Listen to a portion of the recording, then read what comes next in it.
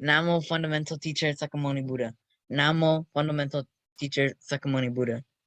Namo fundamental teacher Sakamuni Buddha.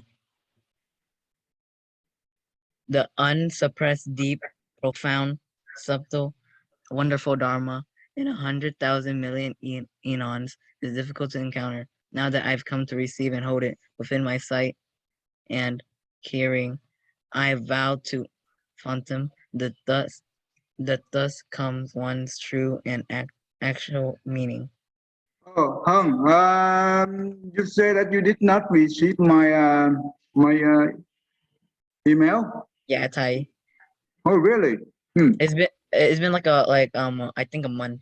I didn't receive any. Oh, that means somehow the email address I sent out, sometimes it works, sometimes it does not work. You have my number? You have my phone number? My mom does. Okay, when you did not receive it, when you do not receive it, just text me, okay? So because Yeah, I don't know who receive it, who not receive it, okay? Thai. Okay. The answer pass. Okay. Okay. All right. We do the 1 minute meditation together. Sit, keep your back straight, your neck straight. Close your eye. Inhale and exhale to the nose. And you count one. Inhale and exhale to the nose. You count two and keep going. When you inhale, you know you are inhale. When you exhale, you also know that you are exhale. That's important because that brings you to the bring your attention to the current moment. Okay, this is important. This is called the mindfulness. When your monkey mind come up, don't recognize them and go back to your inhale and exhale. Well, don't hold your breath and do it naturally if you could. And just working on your inhale and exhale, nothing else. Don't focus on anything else. Right?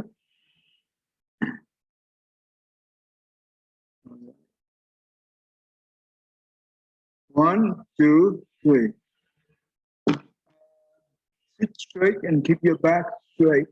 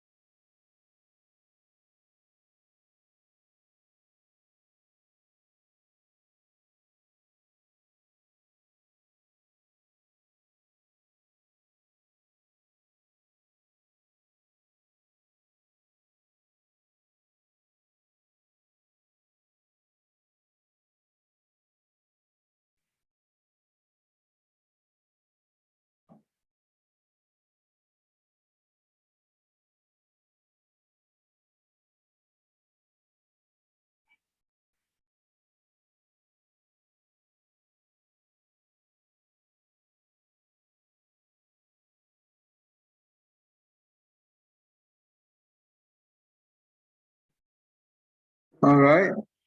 Thank you. Okay. Let's start our class. Mm.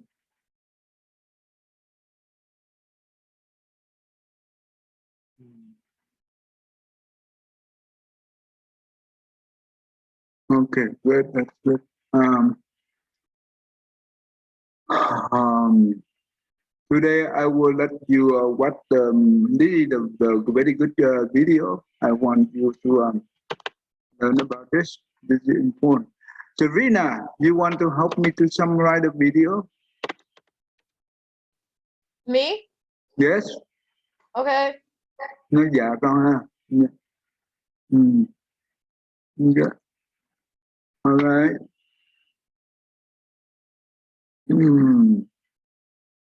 Going to give you the single most important lesson. Can you hear it? Serena? Dạ nghe được. Yeah. My colleagues and I have learned from looking at 83,000 brain scans.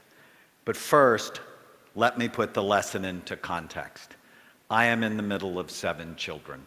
Growing up, my father called me a maverick, which to him was not a good thing. In 1972, the Army called my number, and I was trained as an infantry medic, where my love of medicine was born. But since I truly hated the idea of being shot at or sleeping in the mud, I got myself retrained as an X-ray technician and developed a passion for medical imaging.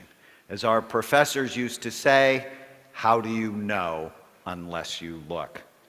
In 1979, when I was a second-year medical student, someone in my family became seriously suicidal, and I took her to see a wonderful psychiatrist. Over time, I realized that if he helped her, which he did, it would not only save her life, but it would also help her children and even her future grandchildren, as they would be shaped by someone who is happier and more stable. I fell in love with psychiatry because I realized it had the potential to change generations of people. In 1991, I went to my first lecture on brain SPECT imaging. SPECT is a nuclear medicine study that looks at blood flow and activity. It looks at how your brain works. SPECT was presented as a tool to help psychiatrists get more information to help their patients. In that one lecture, my two professional loves, medical imaging and psychiatry, came together and quite honestly revolutionized my life. Over the next 22 years, my colleagues and I would build the world's largest database of brain scans related to behavior on patients from 93 countries. SPECT basically tells us three things about the brain: good activity, too little, or too much. Here is a set of healthy SPECT scans. The image on the left shows the outside surface of the brain, and a healthy scan shows full, even, symmetrical activity. The color is not important, it's the shape that matters. In the image on the right, red equals the areas of high activity, and in a healthy brain, they're typically in the back part of the brain. Here is a healthy scan compared to someone who had 2 strokes. You can see the holes of activity. Here's what Alzheimer's looks like, where the back half of the brain is deteriorating. Did you know that Alzheimer's disease actually starts in the brain 30 to 50 years before you have any symptoms? Here's a scan of traumatic brain injury. Your brain is soft and your skull is really hard. Or drug abuse. The real reason not to use drugs? They damage your brain. Obsessive compulsive disorder, where the front part of the brain typically works too hard so that people cannot turn off their thoughts. And epilepsy, where we frequently see areas of increased activity. In 1992, I went to an all-day conference on brain SPECT imaging. It was amazing and mirrored our own early experience using SPECT in psychiatry. But at that same meeting, researchers started to complain loudly that clinical psychiatrists like me should not be doing scans, that they were only for their research. Being a maverick and having clinical experience, I thought that was a really dumb idea. Without imaging, psychiatrists then and even now make diagnoses like they did in 1840 when Abraham Lincoln was depressed, by talking to people and looking for symptom clusters. Imaging was showing us there was a better way. Did you know that psychiatrists are the only medical specialists that virtually never look at the organ they treat? Think about it. Cardiologists look, neurologists look, orthopedic doctors look, virtually every other medical specialties look, psychiatrists guess. Before imaging, I always felt like I was throwing darts in the dark at my patients and had hurt some of them, which horrified me. There is a reason that most psychiatric medications have black box warnings. Give them to the wrong person and you can precipitate a disaster. Early on, our imaging work taught us many important lessons, such as illnesses like ADHD, anxiety, depression, and addictions are not single or simple disorders in the brain. They all have multiple types. For example, here are two patients who have been diagnosed with major depression that had virtually the same symptoms, yet radically different brains. One had really low activity in the brain, the other one had really high activity. How would you ever know what to do for them unless you actually looked? Treatment needs to be tailored to individual brains, not clusters of symptoms. Our imaging work also taught us that mild traumatic brain injury was a major cause of psychiatric illness that ruined people's lives, and virtually no one knew about it because they would see psychiatrists for things like temper problems, anxiety, depression, and insomnia, and they would never look, so they would never know. Here's a scan of a 15-year-old boy who fell down a flight of stairs at the age of 3. And even though he was unconscious for only a few minutes, there was nothing mild about the enduring effect that injury had on this boy's life. When I met him at the age of 15, he had just been kicked out of his 3rd residential treatment program for violence. He needed a brain rehabilitation program, not just more medication thrown at him in the dark or behavior therapy, which, if you think about it, is really cruel. To put him on a behavior therapy program when behavior is really an expression of the problem, it's not the problem. Researchers have found that undiagnosed brain injuries are a major cause of homelessness, drug and alcohol abuse, depression, panic attacks, ADHD, and suicide. We are in for a pending disaster with the hundreds of thousands of soldiers coming back from Iraq and Afghanistan, and virtually no one is looking at the function of their brain. As we continued our work with SPECT, the criticism grew louder, but so did the lessons. Judges and defense attorneys sought our help to understand criminal behavior. To date, we have scanned over 500 convicted felons, including 90 murderers. Our work taught us that people who do bad things often have troubled brains. That was not a surprise. But what did surprise us was that many of these brains could be rehabilitated. So here's a radical idea. What if we evaluated and treated troubled brains rather than simply warehousing them in toxic, stressful environments? In my experience, we could save tremendous amounts of money by making these people more functional, so when they left prison, they could work, support their families, and pay taxes. Dostoevsky once said, "A society should be judged not by how well it treats its outstanding citizens, but by how it treats its criminals." Instead of just crime and punishment, we should be thinking about crime, evaluation, and treatment.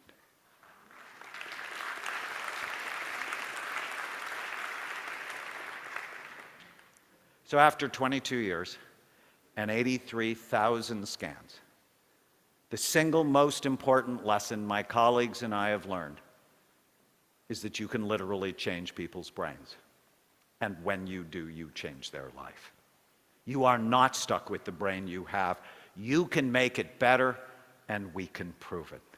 My colleagues and I performed the first and largest study on active and retired NFL players. showing high levels of damage in these players at a time when the NFL said they didn't know if playing football caused long-term brain damage. The fact was they didn't want to know. That was not a surprise. I think if you get most thoughtful 9-year-olds together and you talk about the brain is soft, about the consistency of soft butter, it's housed in a really hard skull that has many sharp bony ridges, 28 out of 30 9-year-olds would go, probably a bad idea for your life.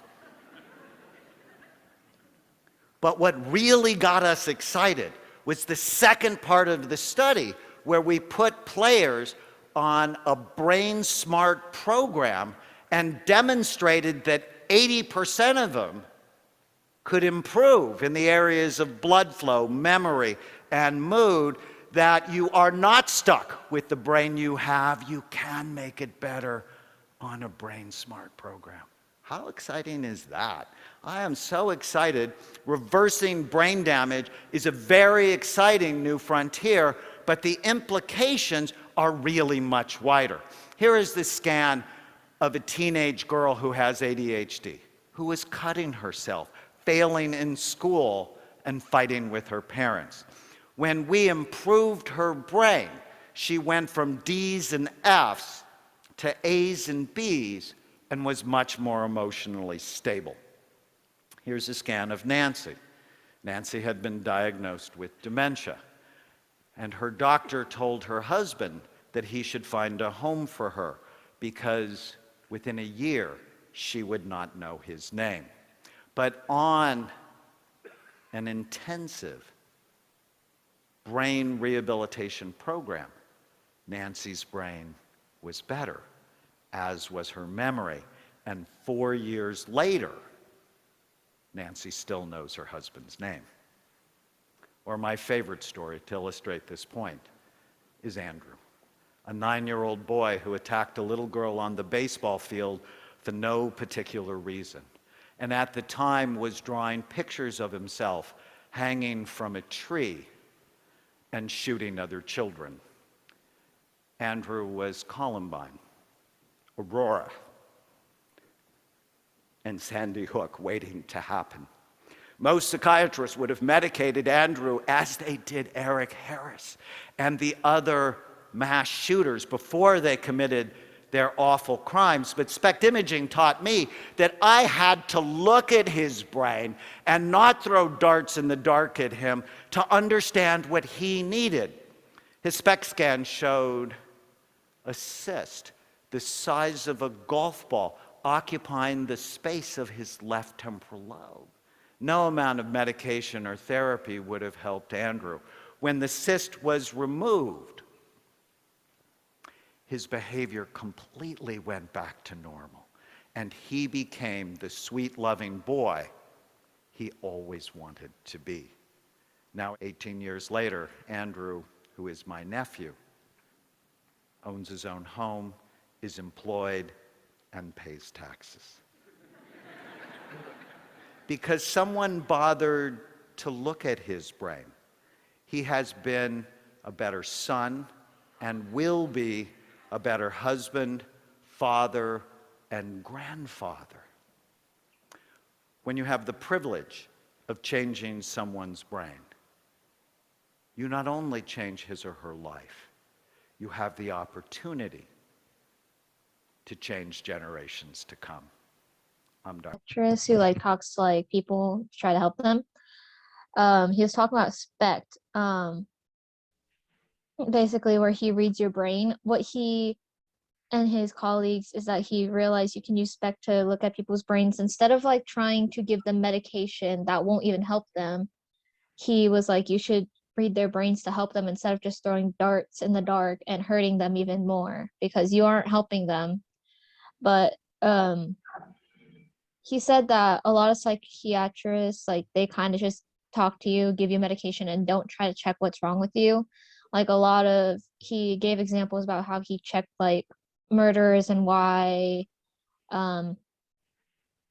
they killed and all that. And he says that you could have fixed them instead of hurting them more. He had a nephew who had a cyst in his brain, in his the left side of his brain, and that's why he was drawing himself hanging, shooting other kids. A lot of people would have seen him as psychotic and seen him as a murderer.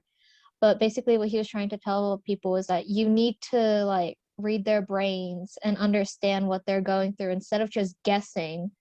Like he's guessing that he can, like, even though he's just guessing, he wants to go more further into it so he doesn't hurt people and he can help them better. But a lot of people are mad that he's using SPECT when it's not his quote unquote job to do so.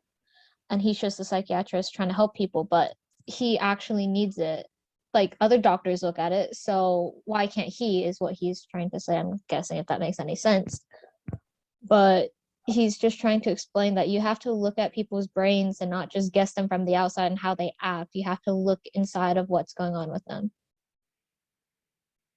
Okay. So basically, it's so what did we learn from here? Cô Thanh Nhẫn.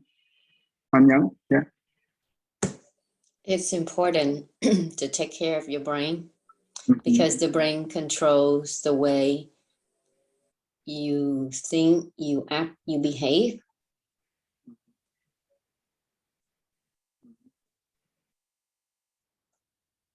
So when a person who have mental problem, what should in this movie video, what did we learn from this one right here? How do we treat them? Larry.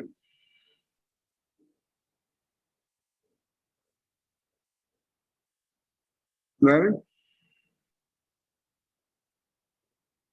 Jaden, are you here? Yeah. Okay, so when the person who have mental problem, how do we treat them? How In do this- you what? How do we treat that patient based on this video?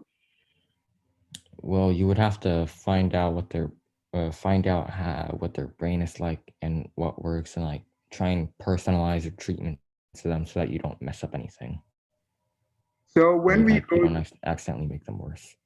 but what happens is if we go to the psychiatrist, right? The difference between the psychiatrist and psychology is well, most of the time they do the same thing, but the difference between them is psychiatrists, they have medical doctor degree. That means Yeah. they be able to prescribe the medication, but psychologists, they do not. So that means the psychiatrist also have a know how to provide a long-term management on the mental problem. But the problem in here is do all the psychiatrists, they have the way to look into our brain? Jaden? Yeah. Do you think they have the ability to look into our brain, or they just go ahead and give the medication or and guessing? I think they do have the ability to look in people's brains because that's what he showed in the video. Yeah, but in general they do not. In general, they do not have that ability to look into the brain, right? They're only guessing. Therefore, they put on the difference between the two different we had ability is the brain we had as well as the behavior we had. So usually the psychiatrists, they using the behavior we had. Is that a good thing when we use that thing? No, Why not? sorry. I was going to say, by watching that clip earlier, I believe only a few psychiatrists does the SPECT, but the majority probably doesn't. Mm-hmm.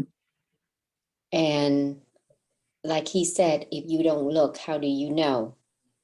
Right. So therefore, if they do not look, usually which we had do they use? Between the behavior and the brain, which one they use? I'm sorry, repeat that question.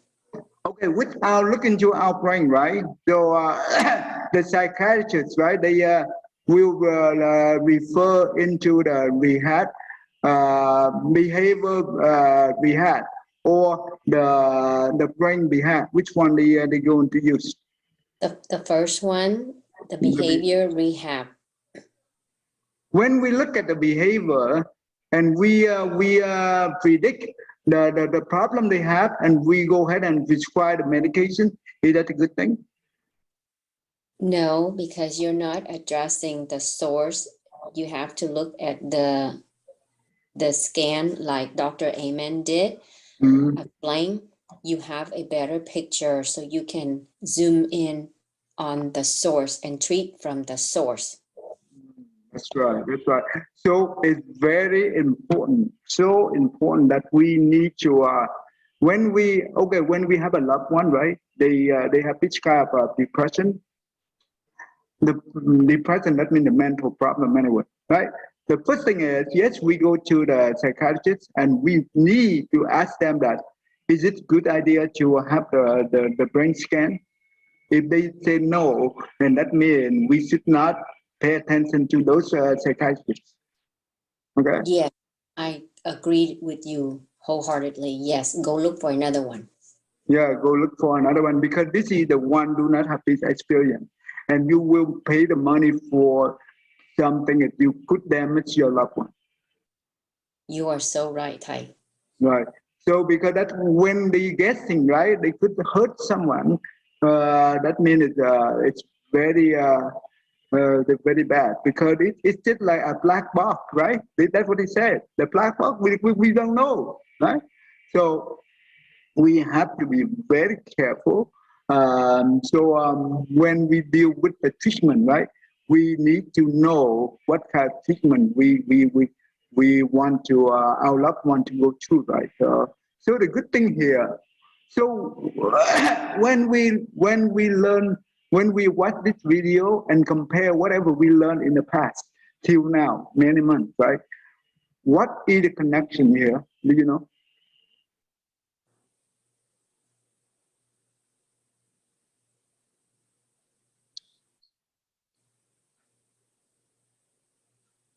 Anyone know?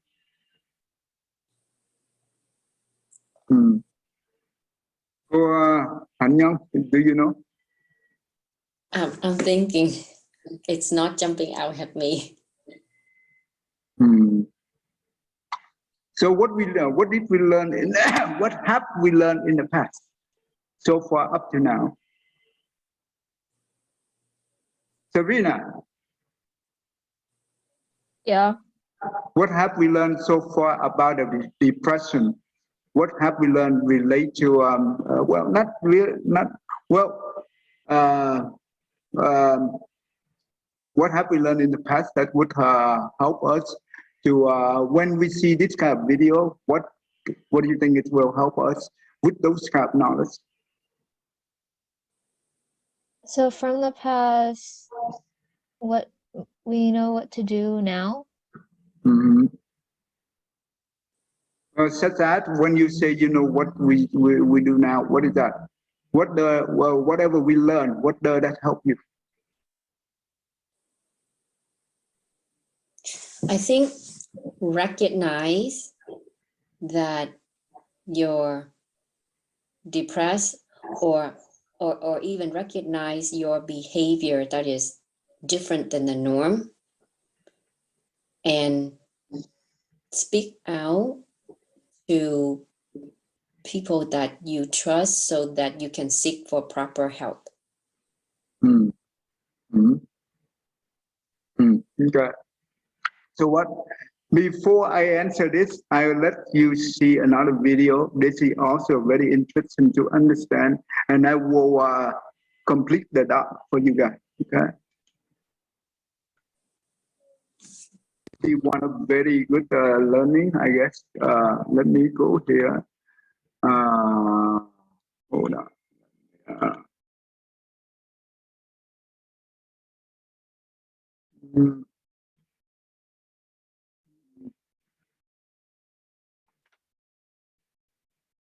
Psychology.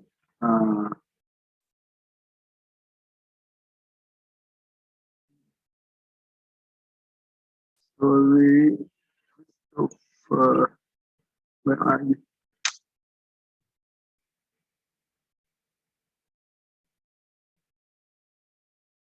Hold on. Let me try to locate this story.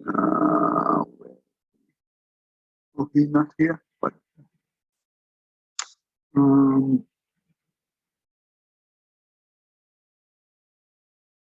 I thought I have this thing. Oh, okay. Hold on. Let me okay.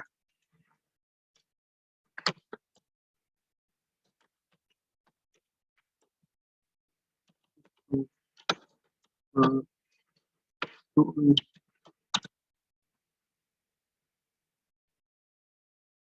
Okay, this is the one. This is What if you could get rid of your kitchen garbage? this is short, but it's good. Go ahead. Hey, I'm Matt from PETA, Would you and I want to to introduce you to my friend. summarize at the end? Yeah. Yes, Thầy, I will try. Okay, thank you.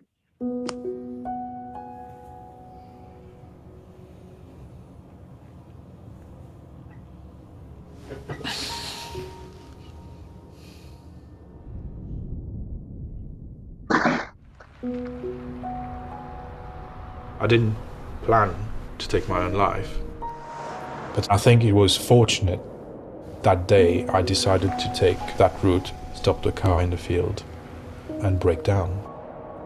If that didn't happen, I potentially wouldn't be here speaking to you.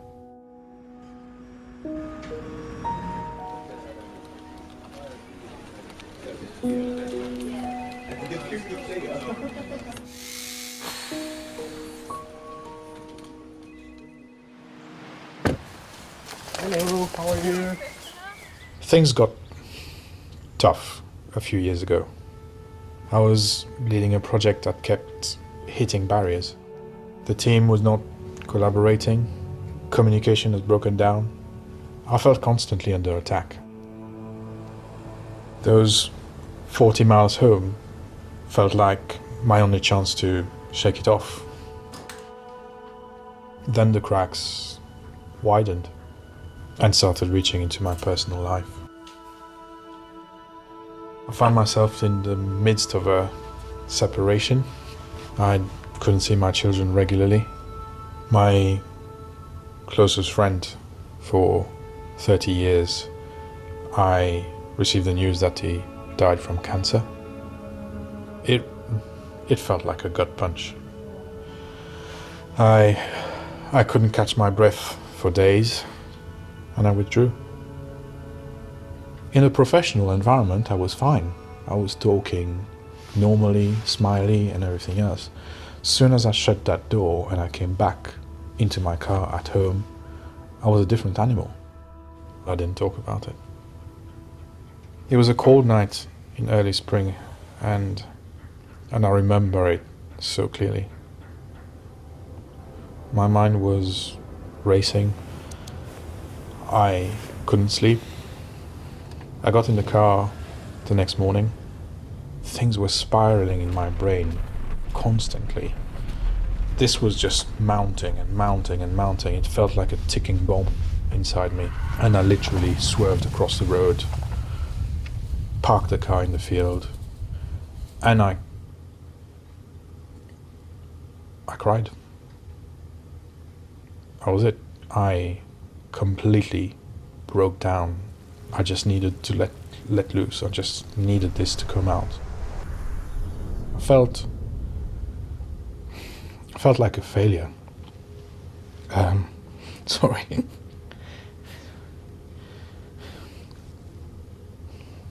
So it was tough. At that point in time, this is when I understood I need help. My decision to reach out that day changed everything. A colleague from work listened. He saw me and guided me towards a GP. I was diagnosed with depression and anxiety. They say that recognizing you need help is the biggest step. But realizing that I was not alone and reaching out. That's what saved me. Oui, comment tu vas? I spoke to my family, my friends. I started understanding and explaining that this was a medical condition. And I began to see a way through. I dug really deep, questioning ideas I believe since my childhood. What it means to be a man, a modern man, and that it's okay to be vulnerable and for life not to be exactly how I expected it. 2 years on now, I know I can't erase my past, but it is the past and I can leave it there. And today is about finding my happy right here, right now. And I am happy. I remember the surprise on my colleagues' faces when they heard what I'd been through. I started to realize that by opening up and being very honest about my story, my situation, some of them started opening up back to me. And I was able to talk to people who understood how I was feeling, who had gone through the same. And in my experience, it's not that people don't want to help. It's just we don't recognize the signs. So this is my story, my lesson. That there is strength in being raw and open and affected. And even on darker days, you're never alone. So break the cycle. Pay attention, reach out, open up. It's okay not to be okay.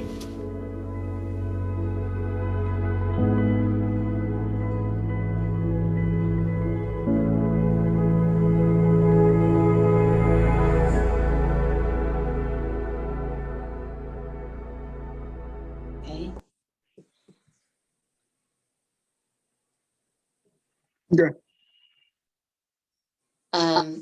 Christopher is a successful engineer who manages about 40 projects, and there are a lot of people under him dealing with, the pressure of getting the project finished timely, and also with managing people getting the work done. It's, quite a lot.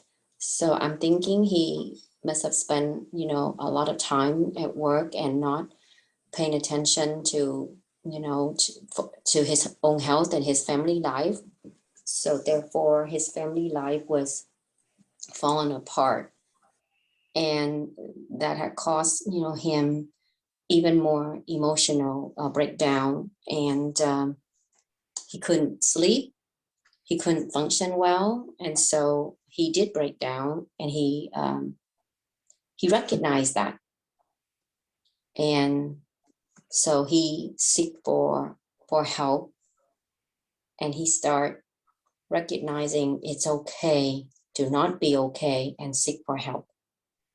And he did that.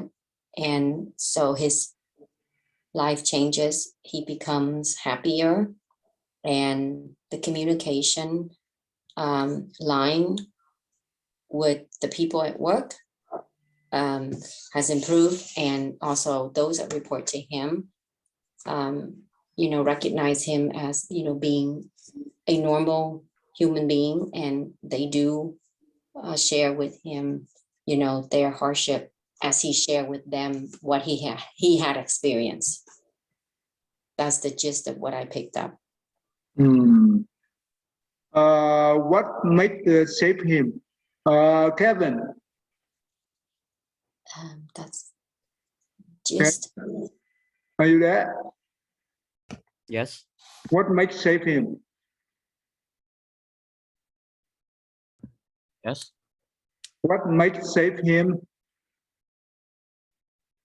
I just came back from the restroom. Like, I just washed my hands. Hmm. My sister was here.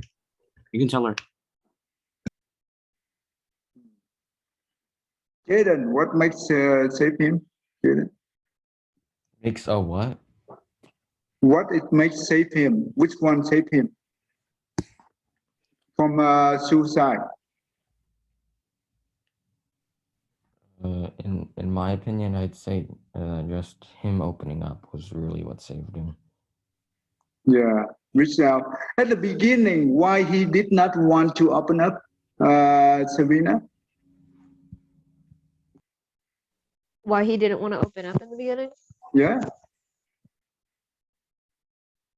I mean, I feel like for a lot of people, not just him, a lot of people tend to like keep it inside and not tell anyone because we tend to see it as a burden to a lot of other people and we don't want to bring it upon them. And as he said, like before, he used to like be closed up and quiet about it, thinking it's not going to help him if he tell others, to the point like I think the one day he swerved off the road and started letting it out and started crying, he started realizing that he needed to open up and he needed to get some help. Not only that, but you know, he's the leader of 40 plus projects. He doesn't want to be viewed as a weak man. Right. Therefore, he hold it, you know, to himself. And that's the peer pressure, and that's society. Unfortunately, our society has made it that way.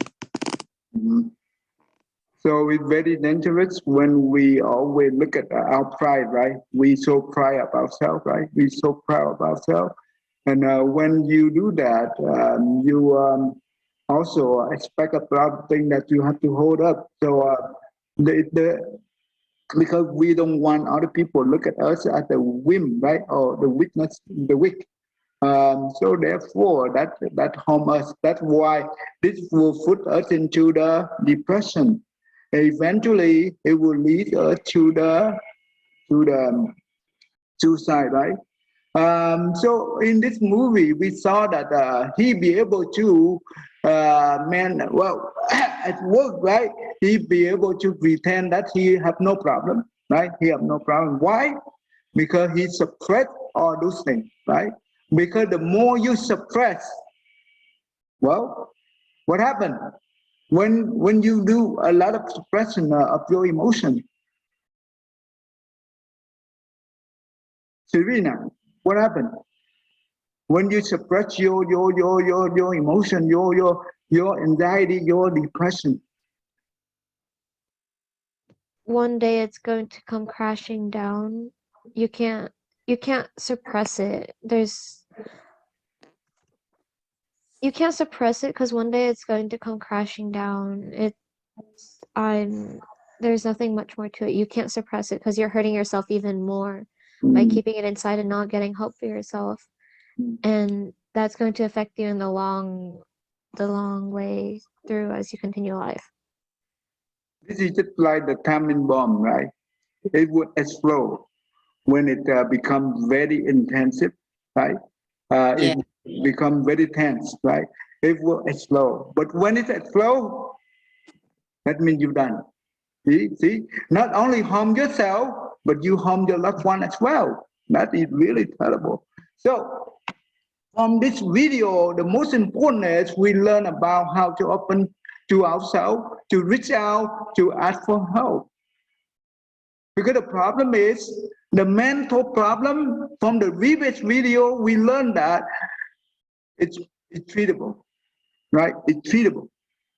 If we have the right doctor with the brain scan, right? And they be able to look at our brain scan, and they be able to help us how to go to they call the brain rehabilitation, right? That's important. Not the behavior. No, not behavior rehab, but the brain rehab is the most important part. So that will make us become a better person and more productive, and we will even happier, right? That's important. So today lesson that we learned from the. So what did we learn from this story? Today's lesson then, huh? Do you know what did we learn today?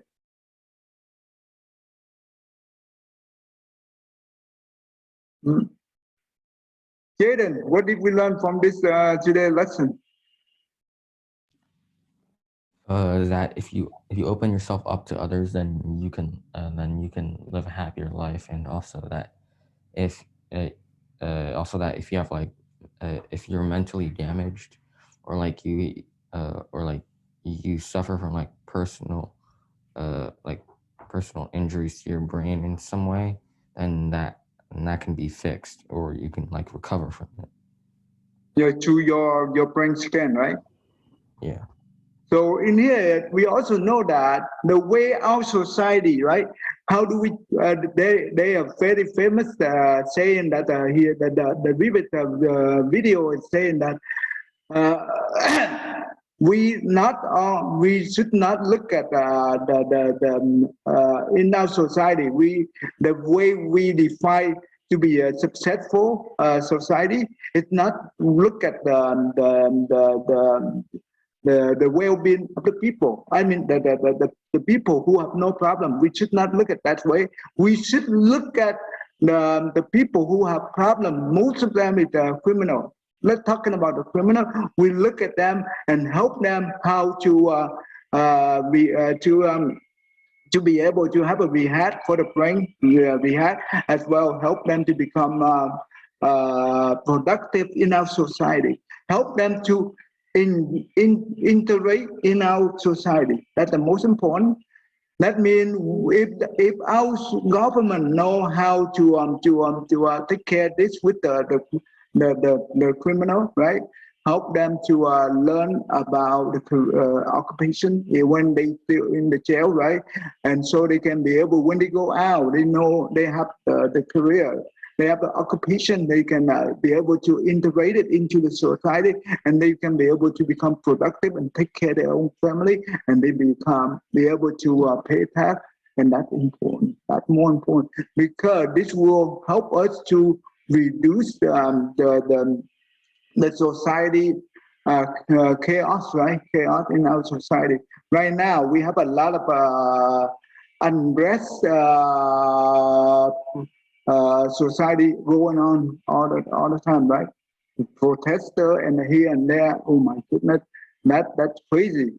But if we be able to take care in this way to help them to become more productive. I mean, we look at the criminal, the one who commit crime, right? Help them to become better person. Not look at only the good people in the society, but look at these people, the one who need who need help the most. That is the most important in this today's lesson. And how do we help them? Well, look at their brain scan, and based on that brain scan result, we can be able to treat them properly, and we may be able to help them to gain more self-confidence, and be able to help them to integrate it into the society properly, and that help us to have the good outcome for our society. Does it make sense to us? Go on, yeah. Yes, Thầy, it does make sense. So I'm very appreciative and thankful for those videos that you show. Mm-hmm. So let's say that in our family, if sometimes our kids become very hyperactive, it doesn't mean that they are bad kids, no. But sometimes because due to that, maybe we can learn how to deal with it in a calm way. Hopefully they can overcome it. If they become too extreme, right? We can have a specialist, especially a psychiatrist with the experience with the brain scan, okay, and that will help our kids even have a proper treatment. That's important. Okay, all right.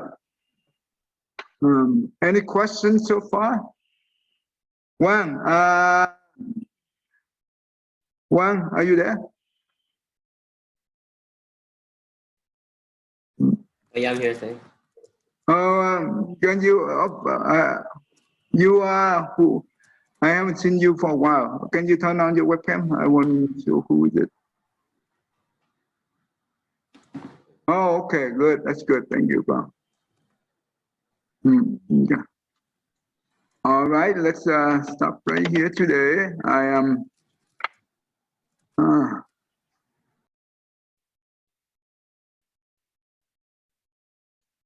Okay. All right. Alan, can you help me to do this, Alan? Okay.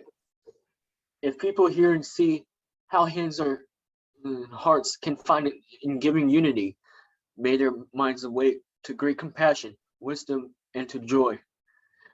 May kindness find reward. May all who sorrow leave their grief and pain. May this boundless light break the darkness of their endless night. Because our hearts are one, this world of pain turns into paradise. May all become compassionate and wise. May all become compassionate and wise. Thank you. That's really good. So I would to see you next time. Okay, next week. Thank you, everyone. Thank you. Thank you, thầy. Bye bye. So this time it's good for you, right? Dạ thầy. Okay. Thank you. Dạ.